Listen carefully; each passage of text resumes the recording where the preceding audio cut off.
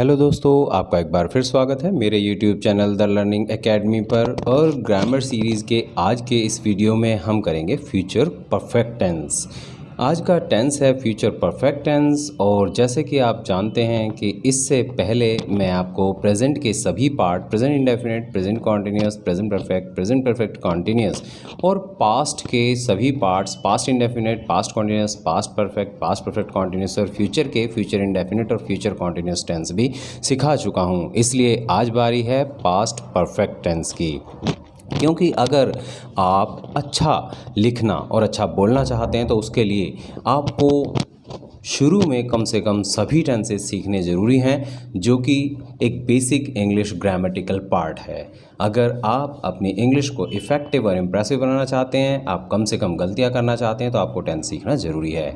तो future tense, ये tense हमें फ्यूचर में होने वाले एक्शंस के बारे में बताता है जो भविष्य में एक निश्चित समय पर हो चुके होंगे, मीन्स कंप्लीट हो चुके होंगे। यही है फ्यूचर परफेक्ट टेंस की मुख्य मेन पहचान।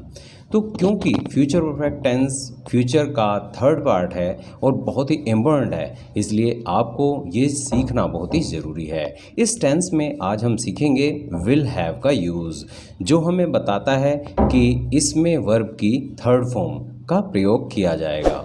क्योंकि will have future perfect tense में बीते हुए समय के लिए किया जाता है। फ्यूचर परफेक्ट टेंस की पहचान है चुका होगा, चुकी होगी, चुके होंगे, या फिर आ होगा, ई होगी, ए होंगे। अगर हम बात करें फ्यूचर परफेक्ट के रूल्स ऑफ ट्रांसलेशन की, तो इस टेंस के सिंपल सेंटेंसेस का रूल होता है सब्जेक्ट प्लस शैल या will plus have plus V3 plus object. अगर हम बात करें इस टेंस के निगेटिव सेंटेंसेस के रूल की, तो उसका रूल होता है सब्जेक्ट प्लस शैल या will plus not plus have plus V3 plus object. और अगर हम बात करें इसके नेक्स्ट सेंटेंसेस की, जो कि एक इंटेरोगेटिव सेंटेंस है, उसका रूल होता है शैल या विल, यानी हेल्पिंग वर्ब सब्जेक्ट से पहले लगानी है, फिर सब्जेक्ट, फिर हैव, फिर V3, फिर ऑब्जेक्ट और लास्ट में इंटेरोगेशन मार्क। अगर हम बात करें इंटेरोगेटिव निगेटिव सेंटेंस की, जिसमें क्या और ना दोनों ही का यूज़ होता है, तो उसका रूल है शैल या will plus subject plus not plus have plus V3 plus object और लास्ट में क्वेश्चन मार्क। अगर हम इसी टेंस के interrogative sentences with WH family बनाना चाहते हैं, जैसे what, where, when, which, whom, whose etcetera से, तो उसके लिए सबसे पहले हमें WH फैमिली वर्ड का यूज़ करना होगा, फिर शैल विल, फिर सब्जेक्ट, फिर हैव, फिर V3 और फिर ऑब्जेक्ट और लास्ट में क्वेश्चन मार्क। इसमें नोटेबल पॉइंट यही है कि हमें विल का यूज़ ही इस टेंस के अंदर करना है, लेकिन शैल का यूज़ आई और वी के साथ और विल का यूज़ बाकी सभी नाउन्स के साथ किया जाता है। क्योंकि ये थे सभी रूल्स, तो इसके बाद हम लेते हैं इसके कुछ एग्जाम्पल्स, क्योंकि किसी भी टेंस को समझने के लिए हमें उसके एग्जाम्पल्स को समझना भी बहुत ज़रूरी होता है। तो क्योंकि फ्यूचर परफेक्ट टेंस को हम सिंपल से शुरू कर रहे हैं पहले, इसलिए इसके कुछ एग्जाम्पल्स हैं, जैसे वह नई कार खरीद चुका होगा। अगर हम बात करते हैं इसके सिंपल सेंटेंसेस की, तो हम कहेंगे he will have bought new car. Meera घर से निकल चुकी होगी, Meera will have left the house. Radha ने चाय पी ली होगी, Radha will have taken tea. Father will have read the newspaper, उसने तुम्हें देख लिया होगा, she will have seen you.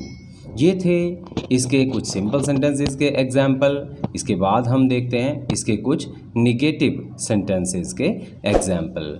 क्योंकि सिंपल सेंटेंस में नोट का यूज़ नहीं किया जाता और हैव के साथ वर्ब की थर्ड फॉर्म का यूज़ किया जाता है, इसलिए फ्यूचर परफेक्ट टेंस के सिंपल सेंटेंसेस बिल्कुल ईजी होते हैं, जैसे कि मैंने आपको बताया। इसी तरह के और सेंटेंसेस बनाकर आप इस टेंस की अच्छे से प्रैक्टिस कर सकते हैं। तो देखते हैं फ्यूचर परफेक्ट टेंस के निगेटिव सेंटेंसेस के कुछ एग्जाम्पल। जैसे कि इसके निगेटिव का रूल मैं आपको बता चुका हूँ, उसमें होता है पहले सब्जेक्ट, फिर शैल या विल, फिर नोट, फिर हैव, फिर V3, फिर ऑब्जेक्ट। अगर हम इसके कुछ एग्जाम्पल्स की बात करें, तो इसका फर्स्ट एग्जाम्पल है, जैसे वह नई घड़ी नहीं खरीद चुका होगा, he will not have bought new watch. Meera घर नहीं बेच चुकी होगी, Meera will not have sold the house. Mohan ने उससे बात नहीं की होगी। Mohan will not have talked to her. पापा ने अखबार नहीं पढ़ा होगा, या पापा अखबार नहीं पढ़ चुके होंगे। Father will not have read the newspaper. उसने तुम्हें नहीं देखा होगा। She will not have seen you.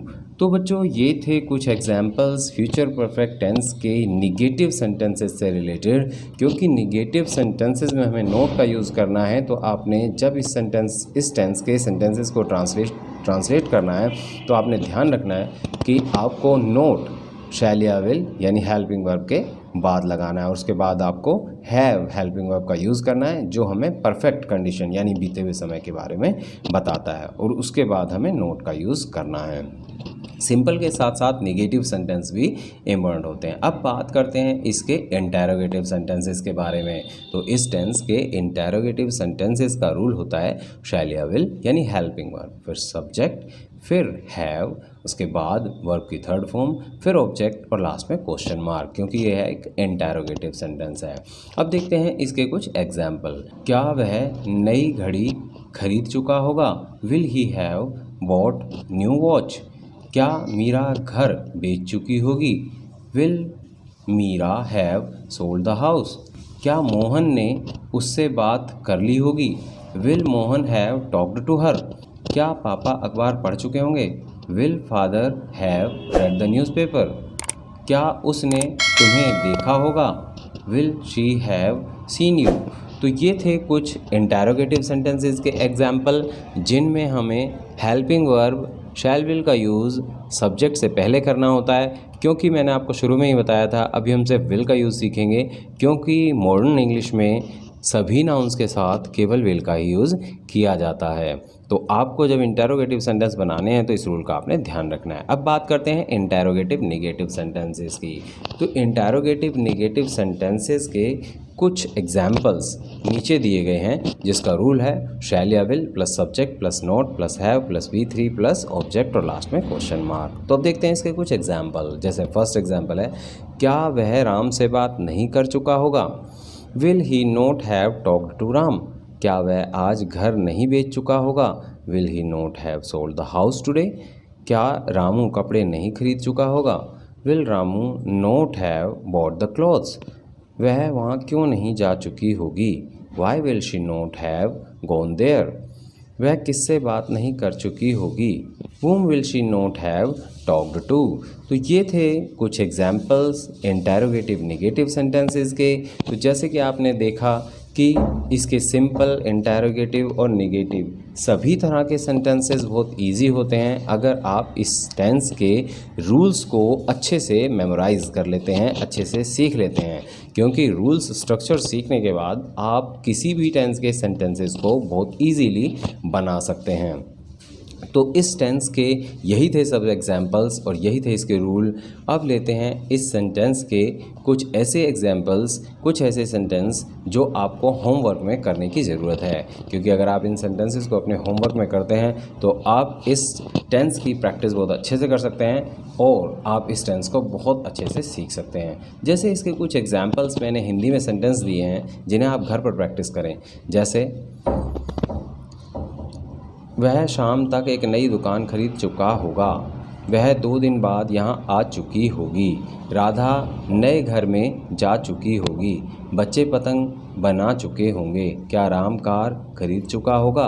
क्या माँ राधा को डांट चुकी होगी? क्या खिलाड़ी मैदान में नहीं जा चुके होंगे?